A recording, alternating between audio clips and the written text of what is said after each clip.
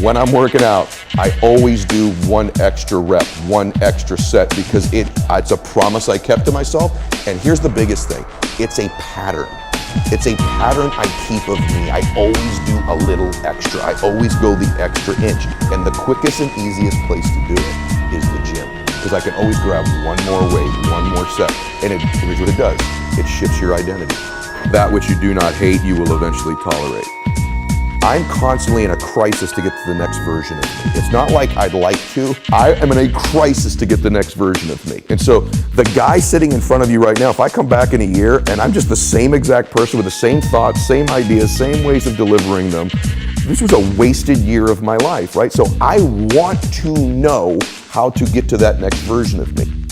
You're gonna get out of your life what you'll accept. That's really difficult for people, I think, to understand is, look, what you think you're worth and what you're gonna tolerate is absolutely what you're gonna bring into your life and what the outward part of your life's gonna look like. And so I live by that. Like, I let myself sort of feel the pain and the difficulty of being not where I wanna be in whatever that area is, whether it's my spirituality, my relationships, my money. I let myself feel that pain because, as you know, there's two motivators, right? There's the gaining of pleasure, right? Wanting to go get something, chasing the dream, but then there's the avoidance of pain.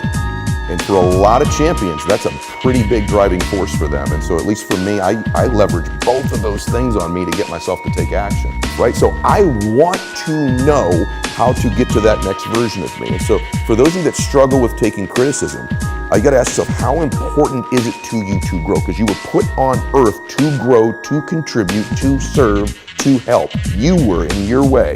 And the current version of you is perfect as it stands right now, but it will be inferior next year.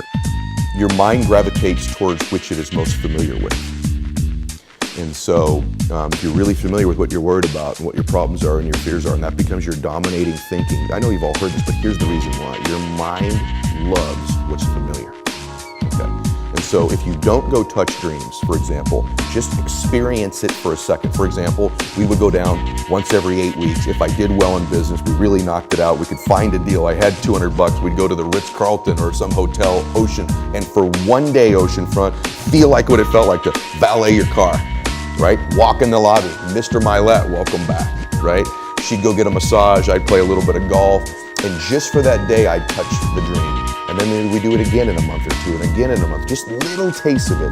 My mind began to become familiar with it. And more crazy, I started to kind of trick myself into thinking I belonged there.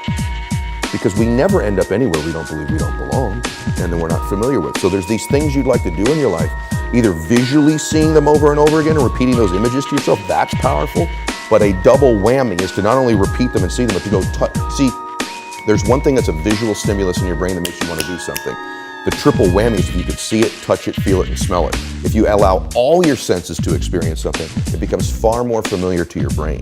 So I'm a massive advocate of touching a dream in any form you can get it, the best of which is actually going and experiencing it short term. If you begin to believe you belong there, you're a little bit better. And so you will not probably produce many things in your life that you've not visited either mentally or literally thousands of times. And so if you want to end up somewhere, you better be visiting them. Those could be dreams, visions, but the most important thing is if you could actually, more powerful, is if you could go touch them short term, massive difference. Drive by the neighborhood, see the cars. If you want to spend your life in service for your church or your community, take a day out every month and actually do it. Know what it feels like for an afternoon to feed the homeless, and you begin to love it and feel it and believe you belong there, more and more chance that you'll be able to do that full time someday. I start to magnetize to myself some people that I needed to find into my life, and that was the next layer. I started to see things to be grateful for, my health, my fitness, people who loved me. And when it did, it changed my state. When I stacked gratitude, I changed what I did in the morning, and I changed what I did in the evening. And so somehow by grabbing control of my morning and by grabbing control of my evening, I got some measure of control over the middle of my day. And I set up routines in my morning. Maybe they served me, maybe they didn't, but they were things I could deliver on doing for myself.